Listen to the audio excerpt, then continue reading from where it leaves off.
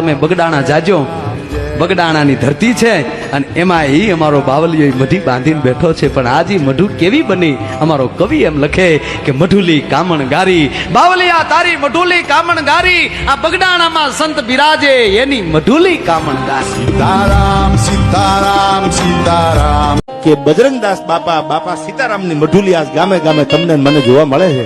ભરત બાપુ આ એવો ક્રાંતિકારી સંત હતા, એને ખબર પડી કે ભારતનું અને ચીનનું યુદ્ધ હાલે છે તો લશ્કરને પૈસાની જરૂર પડે, આ દેશને વતનને પૈસાની જરૂર પડે. પોતાનો આશ્રમ બજરંગદાસ બાપાએ હરરાજીમાં મૂકી દીધો, મારો આશ્રમ વેચી દો, જે પૈસા આવે એ પૈસા લશ્કરે આપણી સરકારને આપણી ગવર્મેન્ટને આપી દો. શું કામ? કે ભારતને જરૂર છે. આ નાથની આગળ જ્યારે તમે દર્શન કરવા આવો ત્યારે તમારી બુદ્ધિ, તમારી અભિમાન બધાની ગાડીઓ બાંધી અને સીમાડે મૂકીને આવજો અને એકવાર આની સામે આવી અને માથું નમાવજો.